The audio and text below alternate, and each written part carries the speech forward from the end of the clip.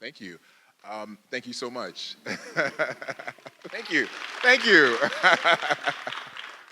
Thank you so much. My friend at the top, if I can get a little bit more house light and a little less spotlight, please.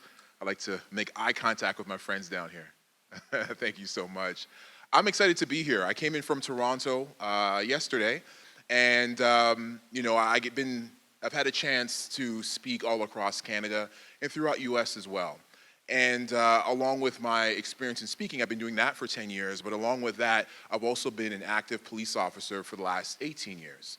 And through my experience as a police officer, I've got a chance to do a number of different things, including, excuse me, many investigations from homicides to sexual assaults and everything in between, and doing a lot of work with children. And so this gives me the opportunity to really dial in on speaking with children. So I do a lot of presentations in schools across Canada and the US, just kind of developing skills through speaking and interviewing children through my job as a police officer, and then kind of translating that into presenting at schools. On top of that, my experience comes from being a father of 3 as well. So I'm super excited to get back to them. As much as I love visiting, I love this side of the country, my kids are like, Daddy, when you coming home? So, I do have to make an appearance at some point in time, probably tomorrow morning. I'm doing a red eye out tonight.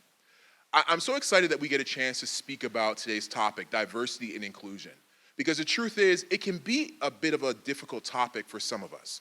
Because when we're speaking about groups that we're not a part of, we sometimes don't want to ask questions because we don't want to come across as sounding insensitive. But the truth is that many of us do have questions. And so one of the things I say is that, it's difficult to speak about diversity and inclusion, but it's important for us to have the conversations anyway. And I often say that, sometimes my wife comes to me with this question or this statement that makes me absolutely nervous. She says to me, "We need to talk." If my wife says that to me, I'm absolutely nervous because I don't know what's coming next. But I do know if I want the relationship to continue and to work, then I have to have the difficult conversations. I have to have them. And so it's the same thing when we're talking about diversity, equity, inclusion, biases, discrimination. If we really want to become that community where we are inclusive is the way we should be, then we sometimes have to have the tough conversations. So I'm going to try to speak to you for about 45 minutes, and then I'd love to have some questions afterwards if you have any. I'd love to have some dialogue as well. So one of the things I want to tell you as we start is that you're a bias. You're a bias. All of us are biased. Some time ago, I had to take my car to the mechanic. And when I went to the mechanic, I dropped off my keys and I was waiting for them to look at it. And I saw someone come out from the bay area for where the cars get fixed. It was a woman, and she's wearing a jumpsuit. And I asked, is she a mechanic? And they said, she is. And right away, I got super excited because in my time of bringing my car to the mechanic, I had never seen a woman mechanic before in all my time. And so in my mind, I was like, ooh, you go, girl power. Because that was exciting to me. And then she went over and she grabbed my keys and she went to the back. And I asked, is she going to work on my car? And they said, yes. And I'm ashamed to tell you, in the same moment of celebrating her, I started to question her abilities. I started to ask, does she have the skills and the abilities to work on my car? Now, I got to tell you, I've taken my car to the mechanic many, many times over the years, and I've had some really bad guys work on my car. Like, they've messed things up. But I never questioned their abilities based on their gender. And I share that with you because I came to understand that she actually was the best mechanic at that shop. In fact, all the guys went to her when they were having issues in trying to fix something. And so I share that with you because I too am biased. Everybody put their hand up and say, I'm biased. Now, usually when I say that you're biased, I usually get one of 3 reactions. I get the, oh, no, Jeff, come on now. No, I can't be biased. No. I sometimes get the, what? Me? No. And every once in a while, I get the Macaulay Culkin from Home Alone, the, no. But I'm here to tell you that you're biased. And we'll go through some of the details. So when we look at the human brain, there's kind of 2 parts of our brain, the conscious and the subconscious. While you're listening to me, the conscious side is hearing me, but the subconscious part of your brain is working through your body. The subconscious part of your brain knows that your feet are on the ground. It knows your butt is in the seat. The subconscious part of your brain is keeping your heart beating and the blood moving through your body. That's happening without you even thinking about it.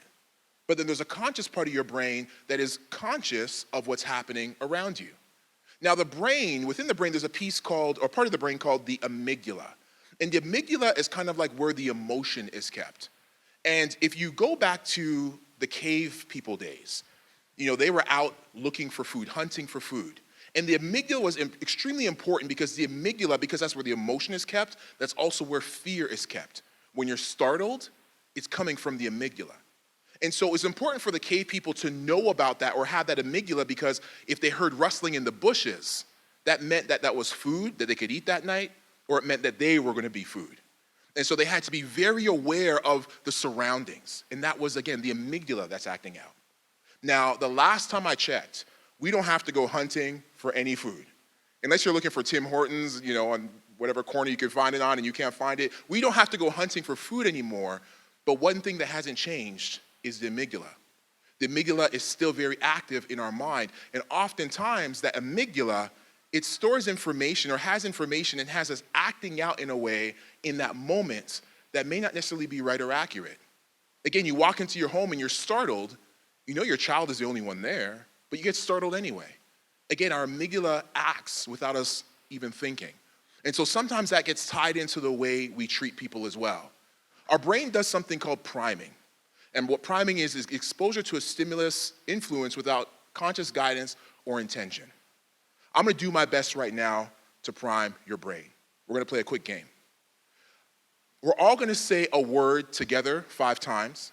And then after you say this word, I'm going to ask you a question and I want you to answer that right away. Can we do that? All right. So the word that we're going to say together is silk. Let's say it together. Silk, silk, silk, silk, silk. What do cows drink?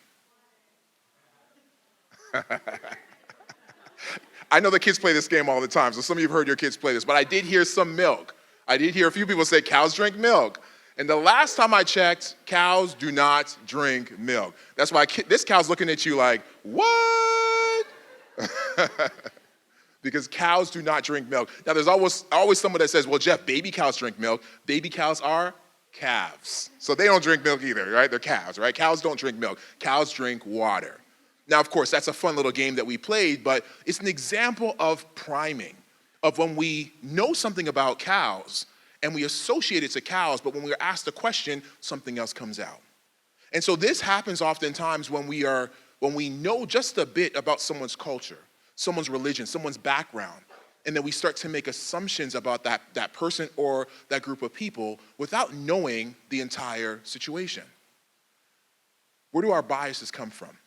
The way I define bias is the stories that we make up about people, even though those stories aren't necessarily right or accurate. And so when we see someone, we might automatically make up a story. If we know that someone came from the same university, they graduated from the same university, we might automatically have a liking to them, not knowing who they truly are. And so this can be a bias as well. Now, where does our biases come from? 3 main areas that, through my research, they kind of dwindle down to is cultural conditioning. Living where you live here, the culture here is a little bit different than my culture in Ontario. I'm just saying. It's a good culture here, though. But then there's another culture that we're both a part of, a Canadian culture, that's different than the culture in the US. There's another culture we're a part of that includes the US that's different than Europe. So we're a part of a lot of different cultures. Where else do we learn our biases? We learn it through family influences, and we learn it through the media. Let's break these down real quick if we can. So looking at media, there was a study that was done many years ago, and they took thousands and thousands of TV commercials, and they broke down the characters within the commercials. And what they found was those people who were Caucasian or white in the TV commercials were oftentimes shown to have a higher social economic status and more associated to a nuclear family. The commercial showed that those who were black oftentimes had a lower social economic status in the commercials and less associated to money. And then those that were Asian and East and Southeast Asians were shown to be achievement-oriented, meaning that they're always trying to get that A. They're always trying to do, something at the top within these commercials. Now, this is what we are constantly fed through the commercials that we watch during our favorite TV shows. But we do know this: when you look at marriage, the level of divorce or the rate of divorce is roughly about 50%. And that's the same in any type of relationship, including same-sex marriages. It doesn't matter what color or background, it's the same percentage. But the TV commercials tell us that Caucasians are more oftentimes associated to nuclear family. So what we find is that the information that we're being fed from TV commercials isn't necessarily right or accurate to real life. So we're fed information that isn't necessarily right to who people are. There's another study, very similar study that was done with TV shows, and yet another one that was done with box office movies that we all love. And what these studies found was very similar to the very first one, and they also found that when TV shows, commercials, and movies were looking for people in certain roles, they'd fill someone who filled that stereotype. For example, put your hand up if you've ever seen an episode of The Simpsons, ever in your life. I think pretty much all of us. Who works behind the counter at the Quickie Mart? Hapu. Hapu is South Asian, he wears a turban, and this is a stereotype we often see on TV. Those who work at convenience stores or those who drive taxi cabs are South Asian. But if you take a cross-section of all taxi drivers or all convenience store owners, you would recognize that it's all walks of life. But again, we're fed information that isn't necessarily right or accurate to who people are. You know, years ago, in fact, 2016, if you went on Google and you typed in 3 black teens and nothing else, or you typed in 3 white teens and nothing else, this is the results that you got at that time.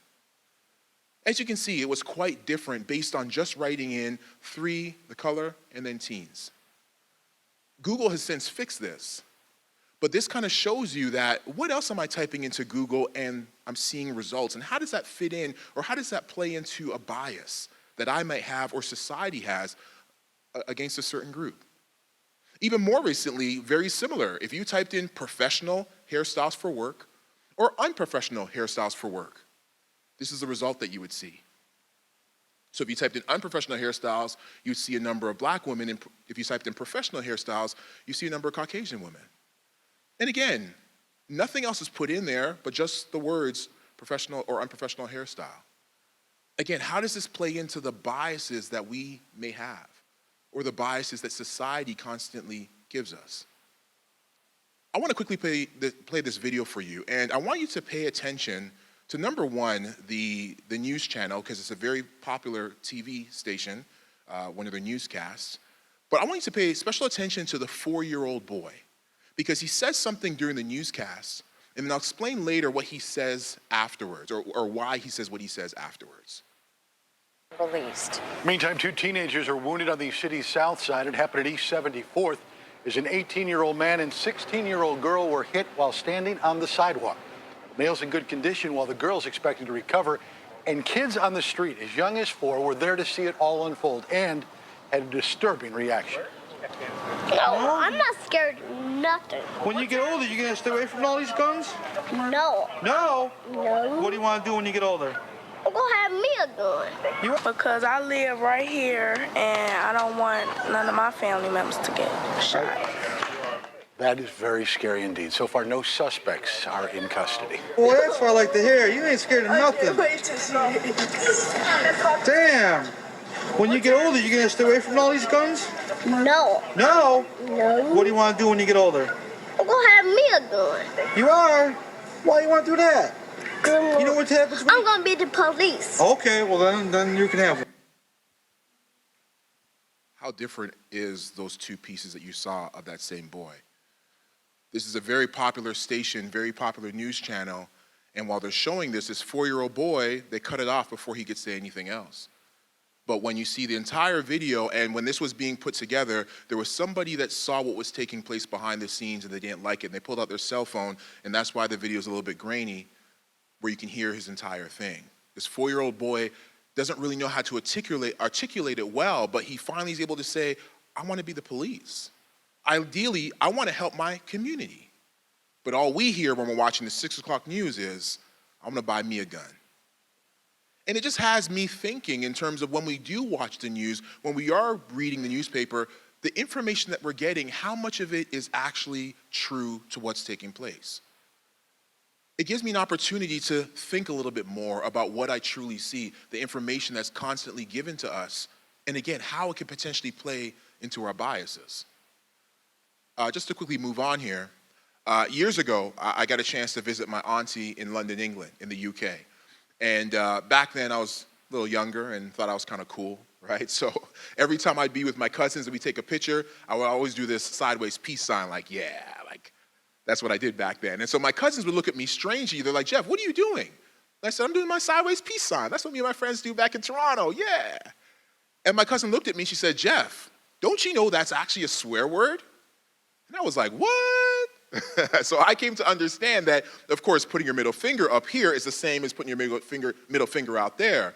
But putting your fingers to the side is actually considered a swear word in London, England. And so I quickly had to learn that if I was going to do the peace sign, I had to do it the right way up. Again, I share that with you because just because we learn something from the culture that we've been in, it doesn't make it right or accurate to who people are. If we got a chance to go to a restaurant and eat, and we saw someone sitting at the table beside us and they were making all this noise. Oh, this is great. And they're burping and they're slurping. What's the first thing we would think? This person is absolutely nasty. Get me away from them, put me on the other side of the restaurant, right? But again, our culture teaches us that when you make those noises, it's kind of rude. But there's places around the world that if you eat like that at a restaurant, it's actually considered a compliment to the chef.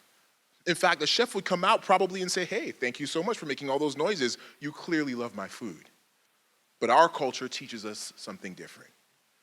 Just because we learn something, it doesn't make it right or accurate to who people are. Family influences, the people that we love the most. Sometimes this is the most difficult thing because as much as we love them, sometimes the information that they give us isn't right or accurate to who people are as well. Just last summer, I used to run a Zoom call for high school students. And every week they would come on the call and we talk about all these different things about goal setting and investing and all these different things we talk about. And there was one young woman that was on the call, different background than me, different complexion than me. And every week she'd come on the call and she learned something new and she'd go and tell her father, and her father was like, wow, this is amazing. And then the next week would come and she learned some more stuff, and then again she would tell her dad, and her dad was like, this is wonderful. And her dad said to her, do you mind asking Jeff if I can actually come on and listen? Because I'll be honest, you're learning things that I don't even know. And so she asked me, can my dad listen? I said, absolutely. I would love for your dad to listen in the call. So the very next week came and she logged into the call. And within about a minute or so, she logged off. Afterwards, I reached out to her and I said, hey, is everything okay?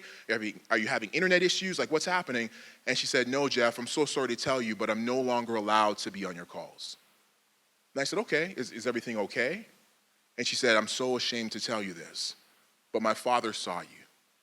He saw the color of your skin, and he thinks that you're nothing more than a criminal. I said, okay. I said, can you tell your dad that I've been working with students for over 10 years? In fact, can you also tell your dad that I work as a police officer and I'm here to protect and serve? I'm not here to hurt anybody. And she said, Jeff, I've been telling him these things, trying to convince him about who you are, but unfortunately, he can't see past the color of your skin. I share this with you because I want you to understand that this didn't happen in 1721. This did not happen in 1921. This happened in 2021 with a family who lives in the greater Toronto area, a city that's supposed to be modern. But I got to tell you, as difficult as it is to even share this story with you today, I got to tell you that I'm so proud of this young woman because she was able to see past what her father was trying to give her. She was able to see past the information that her father was trying to share, and she was able to see me for me. But when I went through that situation, it brings me to you today, and I want to ask this question, and I don't want anyone to put their hand up. I don't want you to nod in my direction. I don't even want you to blink in my direction to answer this question. But my question to you is, how many of us have heard this type of thing when we were growing up? How many of us have heard this type of language from grandma or grandpa about somebody's religion? Or heard something like this from auntie and uncle about somebody's weight? You know, oftentimes, the people that we love, it's the most difficult conversations for us to have, but it's necessary for us to have these conversations. Because the truth is, we get together at Christmas time or Easter time, whatever it might be, and the whole family's together, we're all having a good time, the music's playing, people are dancing and singing, people are eating, and then dad starts going off about somebody's race. Or grandpa starts going off about somebody's religion. And all the adults look at each other and like, oh, that's just grandpa, that's just who he is, just ignore him. But while we ignore him, the babies are paying attention. And the babies are picking up on everything that dad is saying, that mom is saying, that grandpa is saying. And so it's really important for us to recognize that the things that took place many years ago, during the time that grandma and grandpa were raised or auntie and uncle were raised, we need to recognize that we don't speak like that anymore. And it's important that we limit that type of thinking around our own children and really limit it around ourselves as well. Because oftentimes we pick up on certain things from mom and dad that we didn't even think that we picked up on. And so it's really important for us to recognize, I'm just going to pass through this, it's really important for us to recognize that sometimes we allow the biases to guide our thinking. If I show you this picture, based on our biases, what is it that we might think? We might think that they're drug dealers, that they're gangbangers, just based on the picture and our biases. But when we look at them under a different light, we see that they're doctors. They're actually doing a lot within their community. If I show you this picture and I ask you which one is the athlete, right away, we may go to the guy who has the basketball. Meanwhile, he's just an actor. The other guy who's graduating, that's Yao Ming, one of the greatest basketball players to come out of China and to play in the NBA. When I show you this picture and I ask you which one is the criminal, again, based on our biases, we see the tattoos on the hands and the grimacing look, and we might say it's her. But again, when we dig deeper to learn who somebody is, the woman who's smiling, many years ago, she killed a number of children. The other woman, she in fact did go to jail. But you see, she was homeless, and she wanted her child, her son, to go to a really nice school. And so she, in the application, she wrote down that she lived in the neighborhood, and she did. She just didn't have a home. But when they found out, she was charged with falsifying school records, and she got 5 years in prison. When I show you this picture, I ask you again, which one is the criminal? Based on our biases, we make the assumption is the guy with a gun. But like many people in the US, he's a gun enthusiast. And he has tattoos on his face. He's actually a self-made millionaire. He has tattoos on his face because he said to himself, I never want to be in the position where I have to ask somebody else for a job. I want to be able to create my own money so I can feed my children. I never want to wait for a paycheck to feed my children. And so he tattooed his face, so on the days that he was feeling weak, he knew that he would never get a job. Now, it's a little extreme, if you ask me, but that's what works for him. The other guy you may remember, some years ago, he went into a church and killed 9 people after praying with them. And so when we look at our biases, we quickly see how it can guide the way we think and how we react. And so it's so important for us to dig deeper. If we want to learn about other people, other cultures that we may not be a part of, we're going to have to dig quite deep. And I'll show you why. Because when we look at the numbers in terms of the things that we get, the things that deliver us information, we learn that it's not always from the people that should be delivering them. For example, who dictates the new TV shows that we watch every year? About 500 new shows are created every year. Who dictates which shows are given to us through Netflix, through the TV shows, TV channels? It's 93% white men that make those decisions. Who dictates the books that we read every year? Again, a vast majority of white men who make these decisions. Who decides the news that gets covered on TV? Again, very similar. Who creates and directs the top grossing films?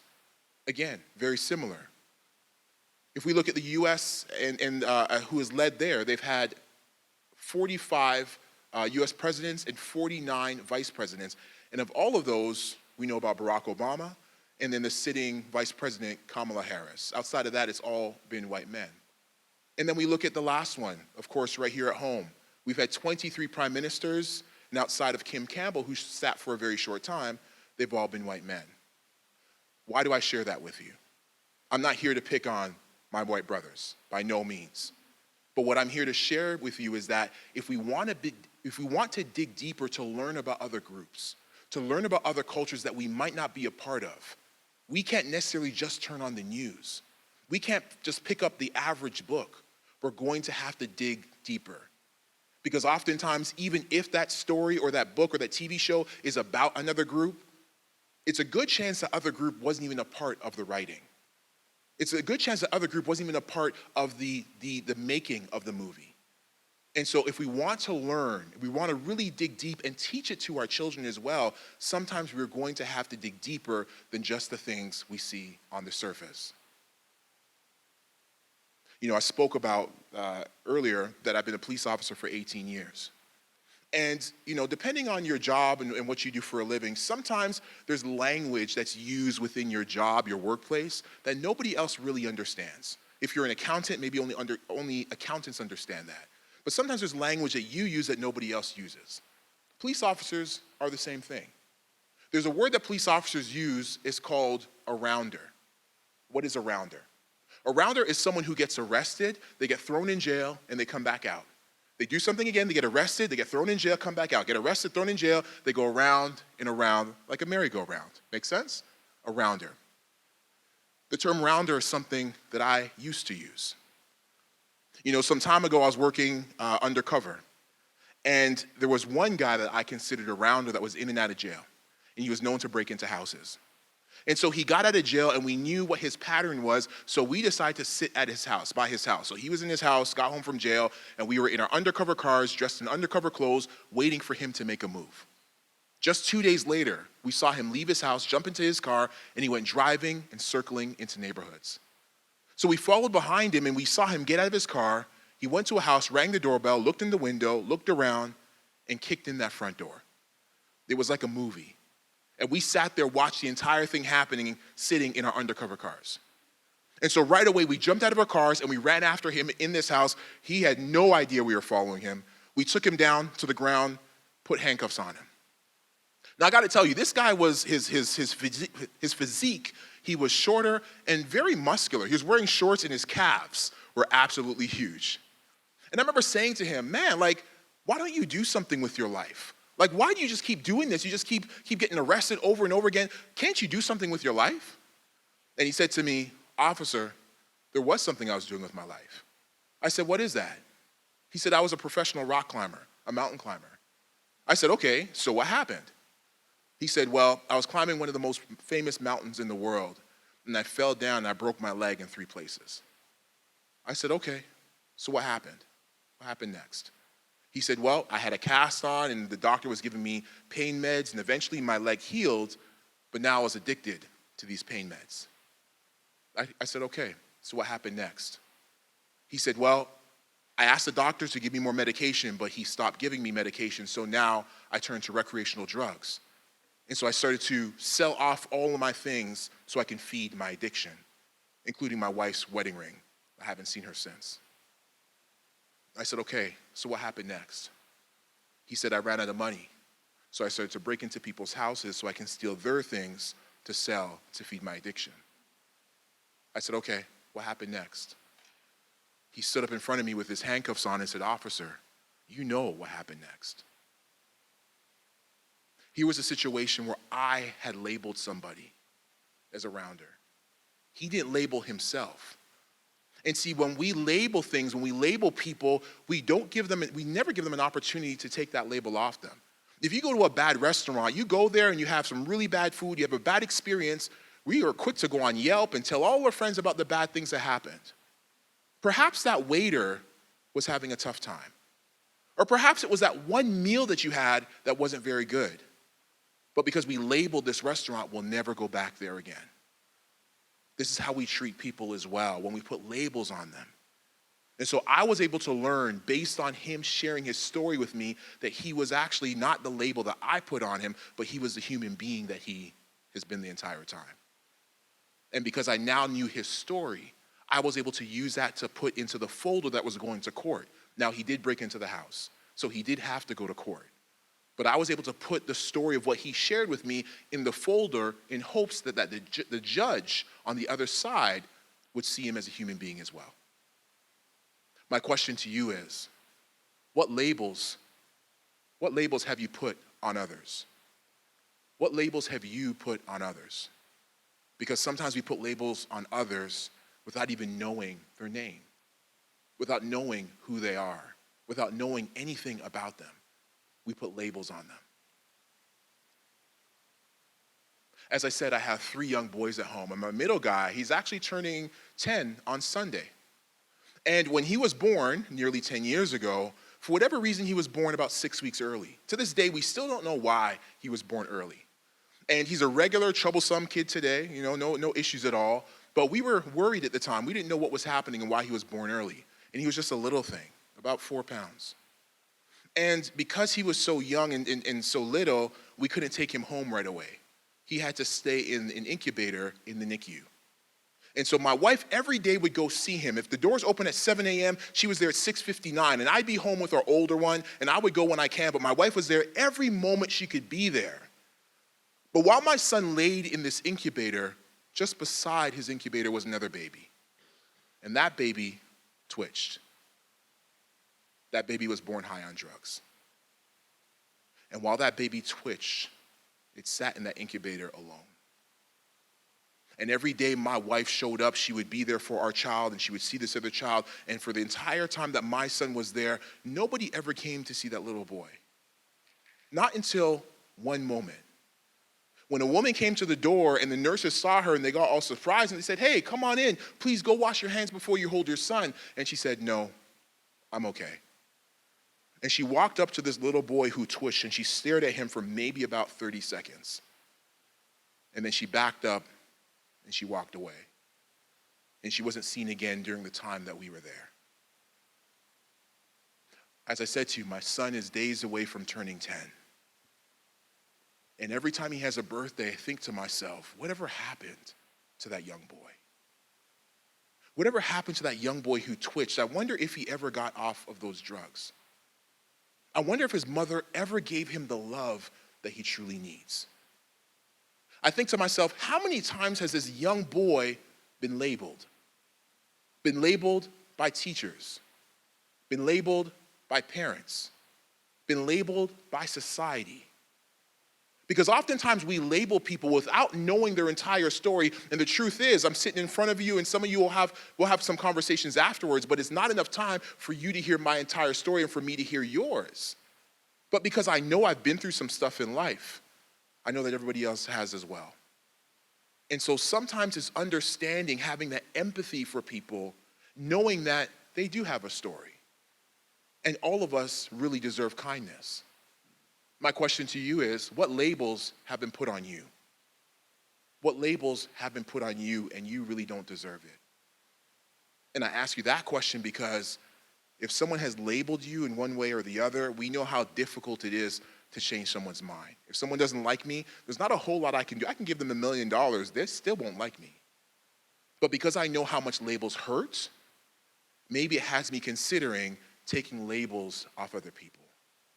Maybe it has me considering wanting to get to know someone a little bit deeper than just what I see on the surface. You know, one of the lessons that I learned much time ago, and I won't take too much more time, I'd love to get some Q&A.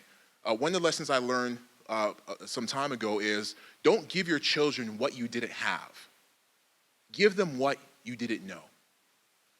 Don't give your children what you didn't have. Give them what you didn't know. You know, depending on where you grew up or the atmosphere you grew up in, sometimes we didn't have the wherewithal, the awareness, maybe based on the family around us. But what we know now is that inclusivity is what we all should be doing. And so we can now teach that to our children to recognize that we need to have deeper conversations. And really, this even goes beyond diversity, equity, inclusion. This really goes with everything when it comes to raising children like you're doing and me as well. Like, for example, you know, one of the things that my kids love, well, growing up, I used to love me some Air Jordans, right? Anyone else like Air Jordans? It's just me? It's just me then. Okay, that's all right. I used to love these shoes when I was growing up, but I couldn't afford them, right? My parents couldn't afford them. I'm older now. I make my own money now. I can afford these shoes. But the thing is, it's not about buying these shoes and giving them to my kids. So the other day, Nike re-released these shoes, and so I took my kids down to the Foot Locker, and we bought 2 pairs. But we didn't buy them to put them on our feet. We bought them because I wanted to teach my kids a lesson about finances, about investing, about entrepreneurship. And so we took these shoes and we held them and waited for the value to go up. And then my children resold them and made money from these shoes. Again, don't give your children what you didn't have. Give them what you didn't know. The information that you have now that you can pass on to them. Because we can give our children $1 million, but we all know in our 20s, we would probably just be, throwing that money out there. So it's not necessarily about giving money to our kids, it's about giving them the knowledge. So real quick, how do we become better? How do we become better parents? Any teachers that might still be in the room, how do we become better? One thing I want to share with you is this resource. If you were to go to Google and type in, or any search engine really, and type in implicit bias test, Harvard implicit bias test. Harvard has been doing this test for decades now, and you can go on and do this test to see where your bias lays. I don't recommend you do this at work and your boss is looking over your shoulder. I recommend you do it in the privacy of your own home. But there's a number of tests that are on there, and you can learn about your biases. There's ageism tests. There's tests that talk about weight. There's different things that you can test to see, do I have a bias? Because perhaps it gives you information that you didn't know about yourself. Or perhaps it gives you information that you did know, but you never really wanted to admit to. And so if we want to become better, this may be a way that's going to help you to understand where you stand with your biases. It's so important to have conversations with our children. I got a chance to speak to the kindergartners today, I think it was grade 2. The little guys sat in front, they were so cute. And they sat right here on benches, and what I said to them, and today was all about talking about diversity and inclusion, and with them I said, it's about fair and unfair. Every child knows what that means. If you have at least 2 children at home and one child breaks a cookie and that cookie is that much bigger, the other child says what? That's not fair. That's what my kids do. And so every child, no matter how young they are, they understand fair or unfair. And so we can use this type of language to speak to our children about diversity, about how sometimes people are not treated fairly in this world, using language that they understand at that age. How do we become better? I think it's important to recognize that all of us have privileges. But it's important to recognize our privilege and then to use it to help other people. When we use it to help other people, it now becomes our superpower. For example, if I want to go to a restaurant, I think about what's on the menu. But I have friends that before they can think about the menu, they have to think about, can I even access that restaurant? Is there a wheelchair ramp? Is there an elevator? That's a privilege I have that I often don't even think about. But if I go to that manager and I say, you guys need to get a wheelchair ramp in here, there's people who want to make access to your restaurant, that's me now using my privilege as a superpower. I think it's important that we don't teach our children to be colorblind. I understand the notion of this because we really want to say we don't see color. It's important to see people for who they are, and I understand that. But the truth is that my color is a part of me. As my gender and what I identify as is a part of me. As being a father is a part of me. Being a husband is a part of me. All of it makes up who I am. And if you don't see my color, then you're not seeing a part of me. If you don't see my children, then you don't see I'm a father. And so it makes up a part of who I am. And so when we teach our children to be colorblind, we're telling them not to see a part of that individual. It's okay to see that person has a different color or a different gender or whatever they might identify as, because that's a part of their identity. It's important for us to do our homework. It's important to listen. It's important to speak out as well when it's necessary. And there's times you're going to speak with somebody, and there's times that that person is strong enough to speak on their own, and you're going to be that support. You're going to stand behind. It's important for us to start with our inner circles. Grandpa, I absolutely love you. You know that I do. But the way you speak about those people, Grandpa, it's not right. Those are the toughest conversations we can ever have. But it's important to have those conversations. Because when we have those conversations, now we can do what we can to show our children the way we could go. It's important to have these conversations because we really do need to continue moving forward, being inclusive, understanding the story of other people and what they've been through, and seeing how we can use our privilege to help them. I'll quickly pass through this one just so we have some time for any questions. The last thing I want to share is this. I heard some whoo already. I know some Oprah fans in the room. I see some smiles. You know, I'll be honest with you, I wasn't really a huge Oprah fan. I know some people are like, I don't like you, Jeff. But one of the things I loved was this. On Oprah's very last show, she was doing her show for 20-something years, and Oprah said this. She said, you know, I have interviewed thousands and thousands of people in my lifetime. I've interviewed some celebrities as big as the Beyoncés and the Brad Pitts. I've interviewed people who are homeless. She said, I've interviewed kings and queens. I've interviewed people who are sitting on death row. And what all of them wanted to know was the exact same thing. At the end of the interview, they all looked at me and said, was that okay? Did I do okay? No matter who they are, or who they were, or how big they were, they all looked at her and said, was that okay? And so she said, ideally, what everybody wants to know, no matter who they are, they want to know, do you hear me? Do you see me? Do I matter to you? Do you hear me? Do you see me?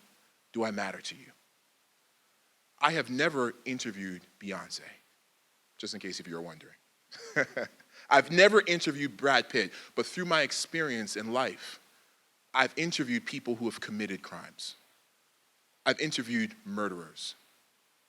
I've interviewed the littlest of children who were sexually assaulted. I've interviewed people who have done the sexual assaulting.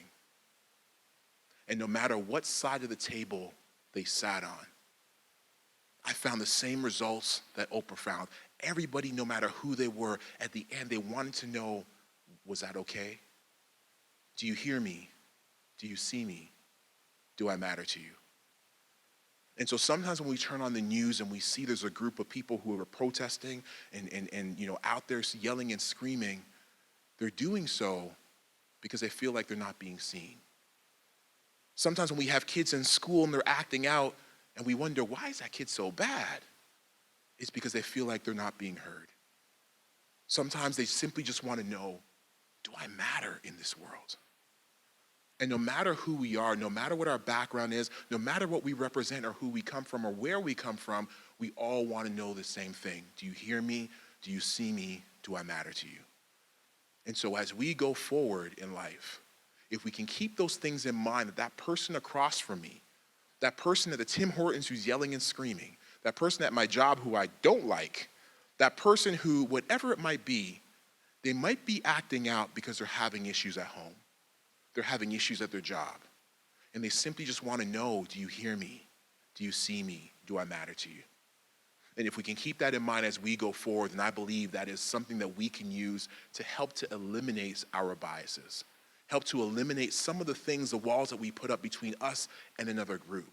And it gives us an opportunity to want to learn and to grow and to learn about that person so we become better ourselves. My friends, thank you so much. I really appreciate you listening to me. Yeah, thank you for the clap. You can clap. Thank you.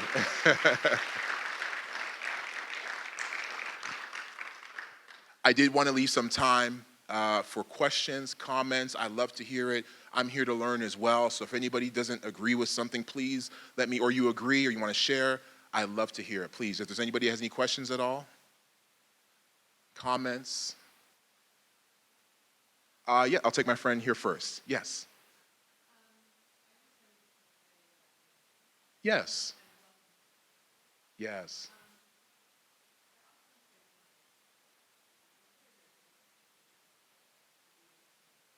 Yes.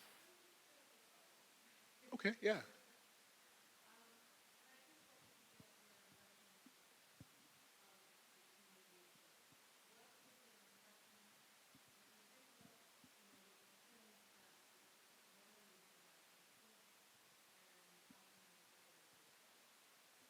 That's a great question.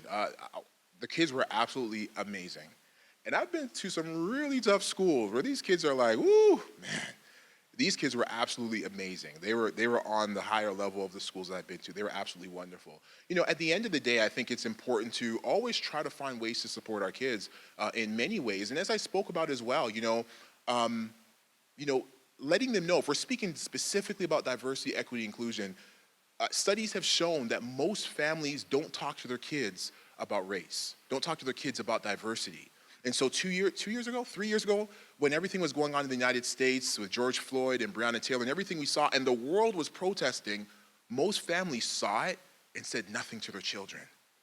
But I promise you, your children are talking. They're having conversations. They're talking about things and that we don't even realize on the playground. And so it's important that it comes from a source that is real, the parents. And as parents, we may not know the answers. You know, kids, I see what's going on in the world and I'm not sure what's happening, but together we can do some research. I'm gonna start looking and learning about this and then I'll share that with you. So I think one of the greatest ways we can support our children is to tell them, if they ask a question, tell them, I don't know, but together we'll learn.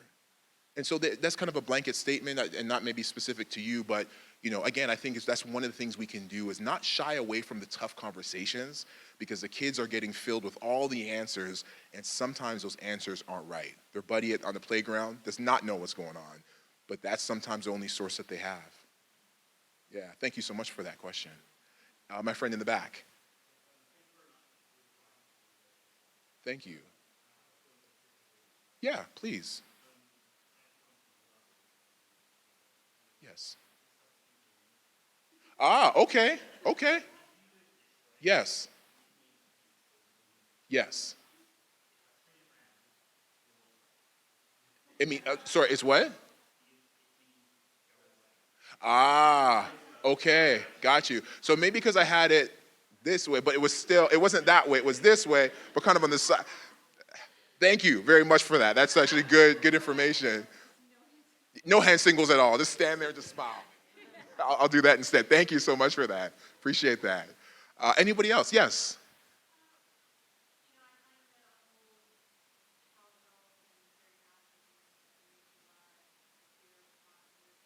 Yes.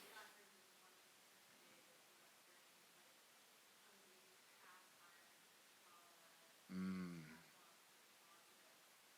Yes.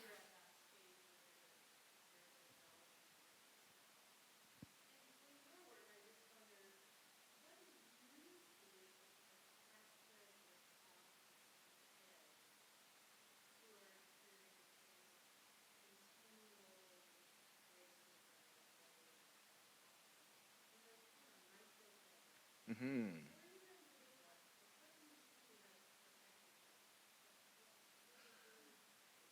That is a really great answer, and I think a complicated answer, just in the sense of, you know, as diverse as we are as people, our thinking is diverse as well. And so a child will react, different children will react differently. You might have one child that will react if there is, say, a racist comment thrown out, that child may react right away. The second child, it may take 100 comments to be made before that child even says anything.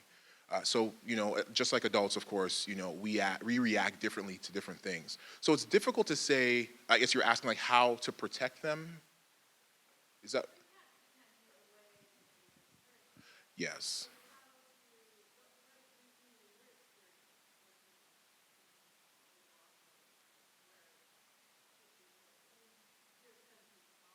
Yes, absolutely. Yeah, so in terms of brain response. So one of the things that I use, and it goes beyond policing, but I can only be Jeff, and Jeff's gonna bring himself everywhere he goes. And I spoke to your kids today about affirmations and the importance of affirming who you are. We cannot control trauma that's gonna happen. COVID-19 in itself brought a lot of trauma, losing people, being isolated away from, it brought a lot of trauma to a lot of people. I think it's gonna take a while for us to even still figure that whole thing out. But when we can affirm who we are, it helps us to make us a bit stronger. For my children, every day they affirm themselves. Before they go to bed, they say, I'm brave, I'm strong, I'm brilliant, I'm amazing, I'm handsome. I get them to say these things because affirming who you are allows you to stand a little bit taller in knowing who you are. Again, we cannot take away from trauma that may happen in life, but what we can control is understanding our strengths, understanding and believing in ourselves. And I think a part of that helps to counteract that trauma. Nothing takes away from the trauma, and that we're all gonna react to trauma in different ways. But I think when we can affirm who we are and have a positive self-thought of who we are, it helps us to stand a little bit taller in life overall. So again, I think it's a bit of a tough answer, but that's something I use, and in policing, I use the same thing. There's no policing manual that talks about affirmations, but I believe in it. I've seen the power of it, and so I use it when it comes to speaking with kids who've been victims, speaking to adults who've been victims. Start using words of power with yourself, because it really, scientists have shown it can change the molecular structure of your brain. When you are shy, you say, I am brave, I am bold, I am brave, I am bold, and you say it even on days you don't believe it, it starts to move you in that direction. And so that's something that I share in hopes of helping people who have gone through trauma. It's not a full answer, but at least it's something that I believe will help them to stand a bit taller while they're facing what life has to offer. I don't know if the answer is your question or not. It's a bit of a, yeah, I think it's a bit of a tough answer, but yeah, that's something that I use. Anybody else? Any questions, comments even as well? Yes, my friend.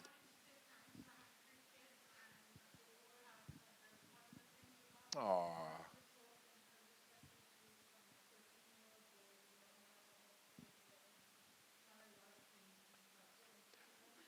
I have a 13-year-old, so I know. Trust me, I know. Yeah, yeah. Thank you so much for those kind words. I appreciate that. I saw a hand over here. Yes. Aw. Oh, wow. Ah.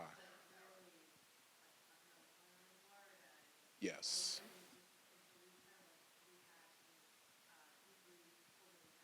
Good. Good. Yeah, that's good. Having conversation about this stuff is so important, again, and having that open dialogue. And again, if you don't know the answer, my little junior, I don't know, but we're going to learn together. And I think that's good. That's really awesome. Thank you for sharing that. Thank you. Anybody else? Any other questions? All right. Yes. That's okay. Yes.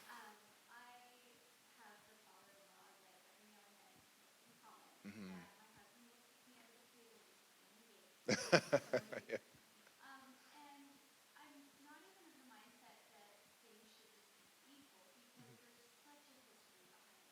Mhm. Mhm. Mhm.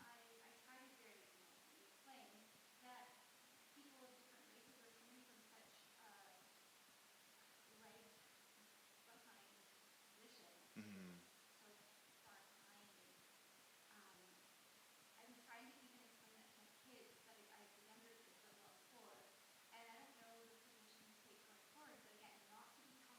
Mhm.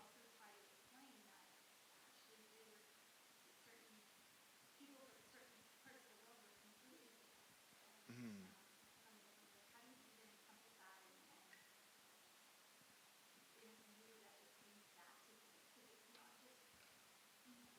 Yeah.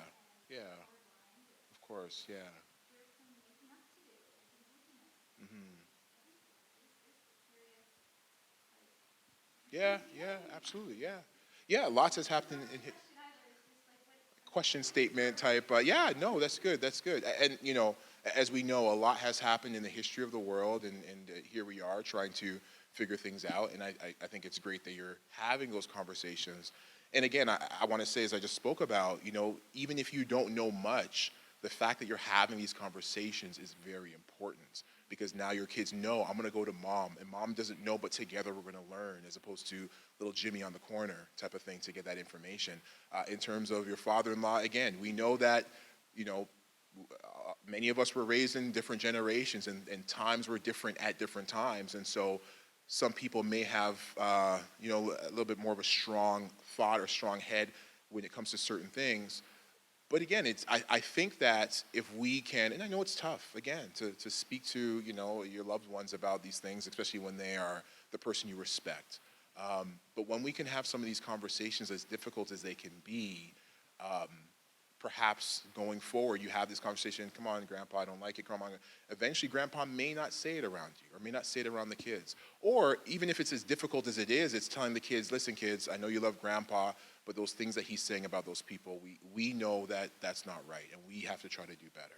So again, I'm not saying it's going to be an easy conversation. None of this, diversity, equity, inclusion, none of it is easy. But again, if we have the mindset of how do we become better, I think that in itself is a part of the answer, because now we're looking for solutions on how we can help. Yeah. Yes, my friend in the back.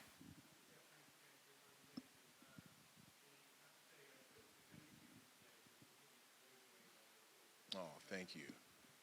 Thank you.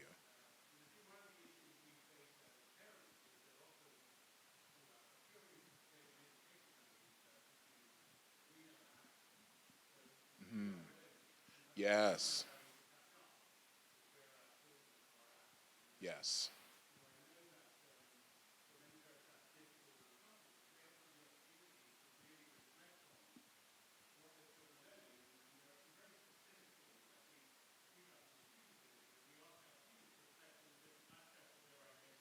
Mhm.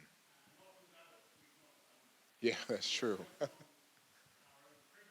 Yes.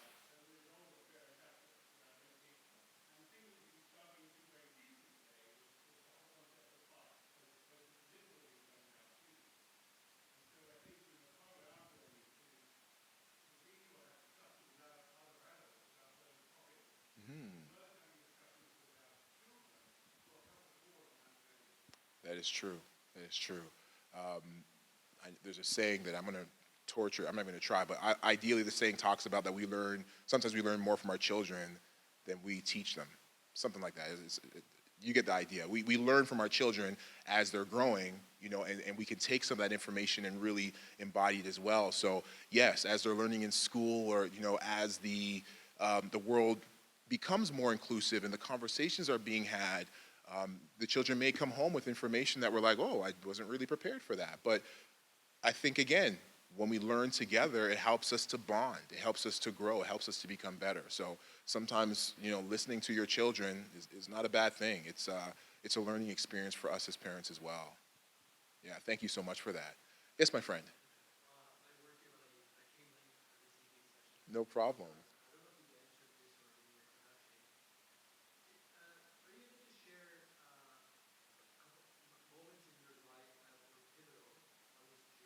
Mm.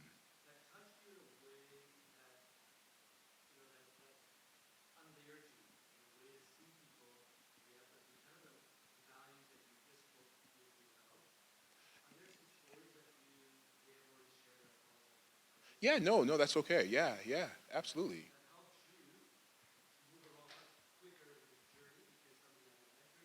Yeah,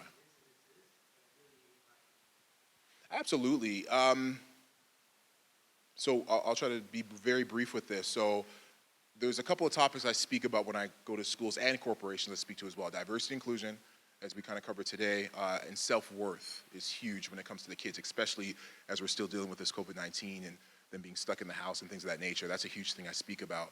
And my empathy of who I am in covering those topics, going back many years ago, I had a cousin who was killed in the city of Toronto. And it was at the same time that I got hired as a police officer, so 18 years ago. And it was a battle that I had because of the pain that I felt of losing this cousin in this manner, who was murdered. And so it was through that process, my own learning process, somebody had asked me at one point in time, do you forgive the guys who did this to your cousin? And for many years I couldn't. But I started to think deeper, and I started to think about, what does it take for somebody to do that, to commit murder? What environment do they come from? And again, I didn't know who these guys, and to this day, they would never been caught, so it's all kind of imaginary. But I do a lot of work in schools, especially some of the really tough and difficult schools in the toughest of neighborhoods in Toronto. And speaking to those kids, many of our kids grow up or they're in high school and they say, I'm gonna go to college. In those tougher neighborhoods, those kids grow up and say, I wanna be a drug dealer. Because it's just as foreign to someone who says they wanna go to college to be a drug dealer as it is for that kid to say they wanna go to college. And so going to these schools and seeing the environments that they were in, I can recognize what it took or what it could take for someone to believe that picking up a gun is the way to go. And so I recognize that, and again, through policing I learned this as well, I recognize that when somebody's selling drugs, when they were 4 years old, they never said, I want to be a drug dealer. When they were 5 years old, they didn't say, I want to rob a bank. But at some point in time along their journey, they've been let down by society, by parents, maybe by teachers, by school, by the system, whatever it might be. And at some point, they started to believe that doing this is that negative thing, that crime is the better way to go. And so I recognize, again, and I've sat across guys sitting in jails wearing those jumpsuits, and if I took one of them and I put them in a suit and I sat them here, they'd become your best friends because you have no idea. Just they're very interactive, very loving, but they got there because of the situation, the crime that they committed. And so I started to see deeper than just the actions. I saw that was deeper than just the crime. It was what they've been through and how they were brought up. And so going back again to my cousin, and the people who committed this to him, when someone asked me, do you forgive them? Ultimately, I got to the point where I said, yes, I do. Because it's the circumstance that they came up in that put them in that situation that they believe killing someone was the way to go. And so saying all that, that's a whole long story, but ideally that brings me around to where I am today and really just trying to change the hearts and minds of our young people. Because many of them are struggling in a lot of different ways. And I've been through tough schools and I've been through really affluent schools. And the kids in affluent schools sometimes are struggling more than the kids in the tough schools with drugs, with anxiety, with depression, with pressure. And so it's understanding what we as human beings go through and then show them that there's a better route. There's another route that you can take that doesn't have to be that negative route. It doesn't have to be cutting. It doesn't have to be suicide. It doesn't have to be drugs or violence or early teenage pregnancy. And that's kind of what has me on my path today of really just trying to make a change across our country. Long answer, but you asked. Thank you. Oh, okay. So you know. What part? East York, okay. I live in Brampton now, but I was raised in Etobicoke, Rexdale. We'll talk later. Any other questions? Yes, my friend.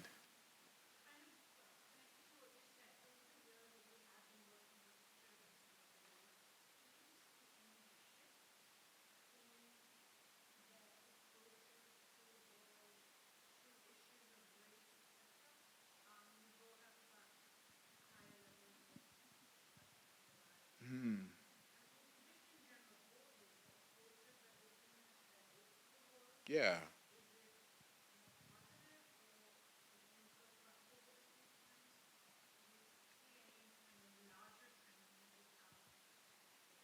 That's a great question. Thank you for asking.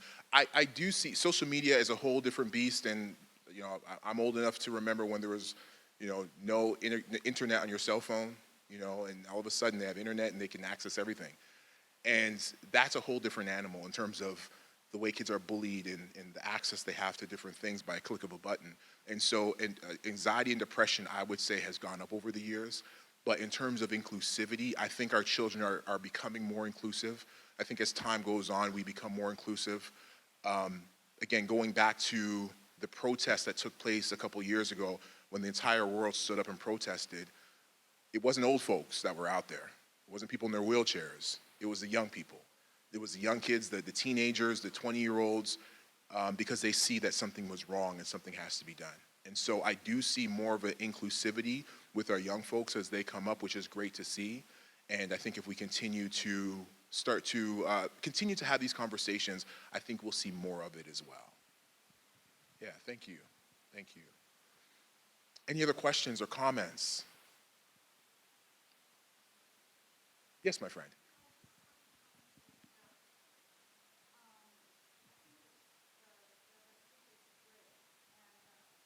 Thank you.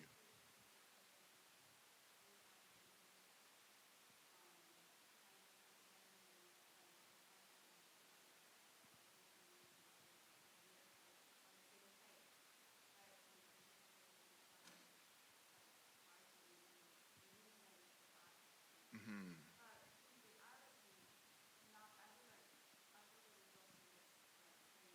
Yes, of course. Yes.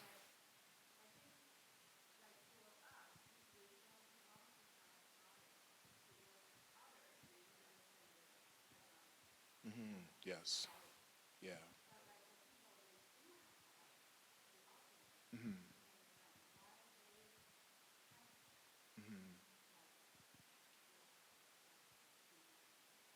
Yeah.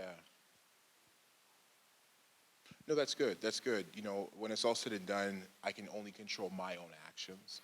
And so controlling my own actions means that I can look at my biases.